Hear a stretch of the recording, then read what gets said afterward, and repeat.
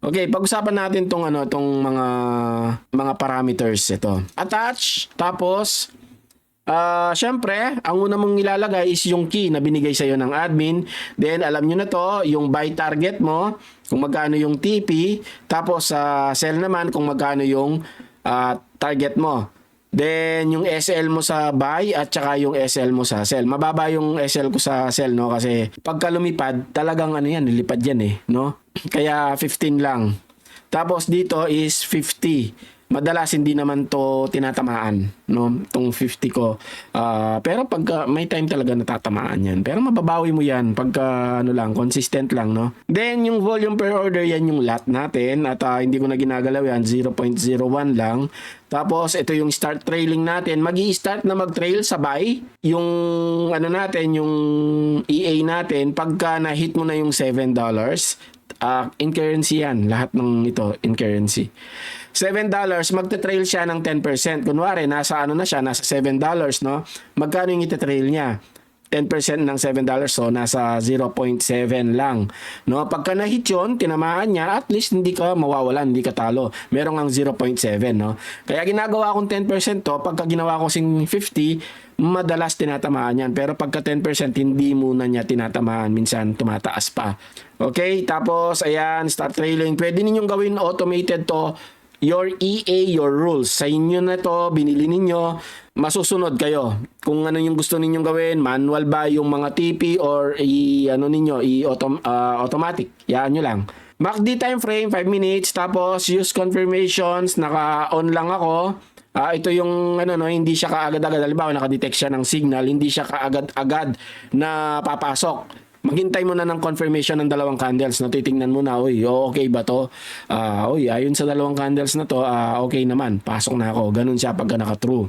So, since marami na masyadong filter, pwede mong i-off yan. Double click mo lang. Tapos, naka-buy enable ka, magbabuy siya, tapos sell enable naman, magsa-sell siya pagka naka-detect ng signal.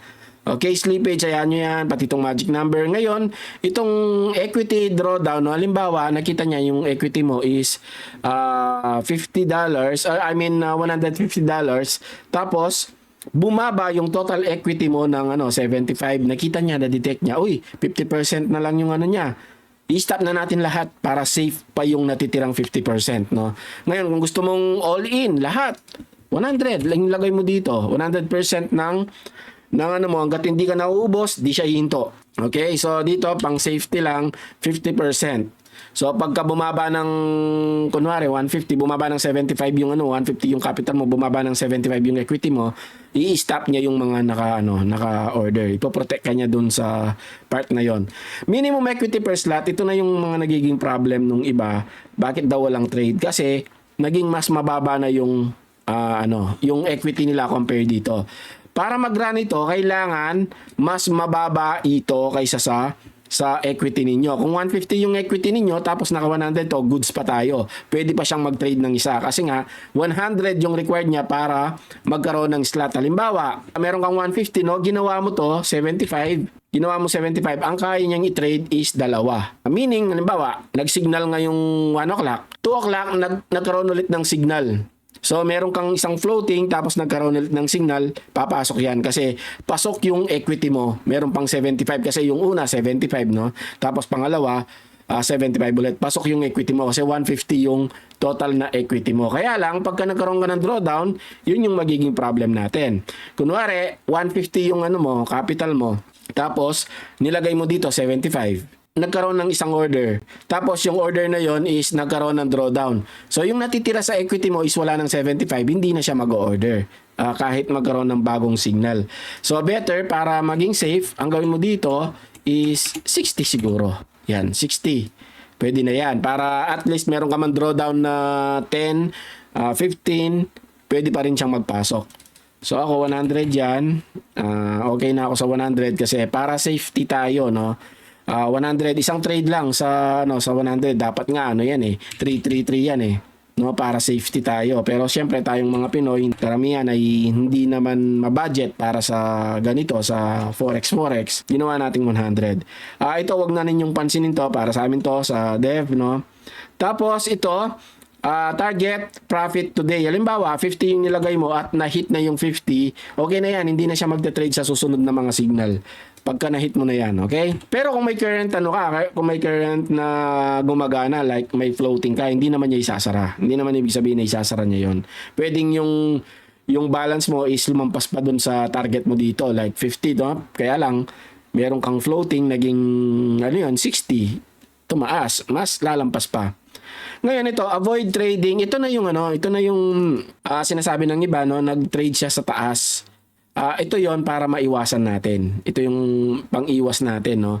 75 is yung 75 candles pabalik. Yun yung tinitingnan niya para sa swing high at saka sa yun low, no. 75 candles na tigwa 1 hour, no. So H1 ito. Huwag ninyong isipin na baka magbilang kayo ng 5 minutes tapos bibilangin ninyo na 75, no? Hindi. Ang nakalagay dito, pagka nilagay mong 24, isang araw yan. Pagka nilagay mong 48, 2 araw yan. Pagka nilagay mong 72, 3 araw yan. Pero tayo, for safety, yan yung nakita natin at saka nung ibang kasama natin na 75 is much safer. Mas okay, nagkakaroon ng mga trades. Tapos ito naman 300 na considered too close. Yung 300 points dito is considered as $3 lang, hindi 30 yan. Pagka 30 yan, wala nang mangyayaring trade, no? Sobrang dalang na pagka nag 30 yan. So ito, consider ninyo na $3 away siya sa resistance, no? Kunwari ito yung bubong, no? $3 away nandito. Pagka pagka nasa $3 siya na range at saka lumapit, no, kino-consider niya na masyadong risky. Ikaw yung magse-setup nito base sa mga pinaggagawa mong backtest or research. Yung iba, para safety, ginagawa nilang 80 to, tapos ito 500. Medyo mabagal lang yung trade dyan, no? Medyo mabagal yung trade kasi $5 medyo na rin yan, malayo-layo na rin sa sa mga resistance at saka sa support, no. So madalang lang talaga, puro mga block yung mangyayari diyan. Ito yung pinaka maganda na nakita namin, 75-30. Ito na yung mga bagong features, no. Ito, ang sabi niya dito, true auto choose buy and sell, siya na yung bahala sa trend, no. Meron tayong pinagbabasihan na trend which is kung ano yung ilalagay mo dito, trend MA period default 200, no. Yan yung default natin. Pagka ginawa mo dito is tinro mo, naka-true, kahit naka-disable itong sell enable at saka to, kahit naka-false yung mga yan, since naka-true to, bahala na si EA ang mag-decide kung buy ba or sell. Halimbawa, nakita niya na paakyat tayo, bullish tayo ngayon, no? Lang tayo, buy tayo. Kami nang bahalang mag-off ng sell. Pero pagka in-off mo to, ito yung susundan niya. Siya rin eh. Pagka naka-true to, true, siya na rin na pagka pinols mo to. Kaya lang kasi ang difference nito, kaya auto, nagdi-detect ito. Dinidetect niya na, uy, paakyat. Dito kasi ikaw yung nagdi-detect dyan eh. Ngayon, pagka naka-false to, pero ito naka-true, nagkakaroon pa rin tayo ng filter. Ito, magkakaroon pa rin tayo enable M30 trend filter. Nagkakaroon pa rin siya ng filter, no. Ito naka-true ang pareho dito. May sell siya, pero naka-true to, true itong filter natin dito. Nagkaroon ng signal na sell pababa. Si EA nagkaroon ng, uy, signal nito, kailangan tayong mag-sell dahil naglagay siya ng signal. Pero since naka-true itong enable M30 trend filter, sasabihin niya, teka, paakyat yung market, ba't tayo magsisell? Wag muna, sabi niya. So ayan, pagka naka-true. Pagka ginawa mong false yan, ayun, i-ignore niya yung, oy, pwede tayong mag-sell. Since may signal, sell tayo. Walang nagbablock. No, pagka inon mo to, meron na tayong blocker na hindi dapat mag-sell pagka paakyat, no. While ito, siya naman yung tagapili. Kung ito i-invalidate niya lang tong dalawang to, yung buy at saka sell.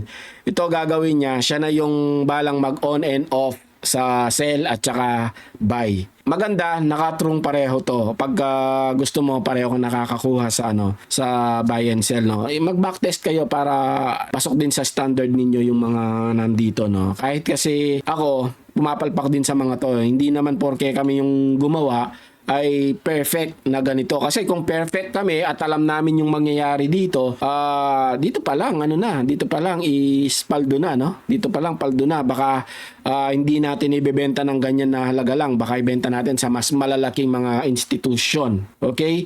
So, yun lang yung mga bago dito. Tapos, sa ano natin, sa chart natin, nakalitaw din yung yung trend kung buy ba or kung sell.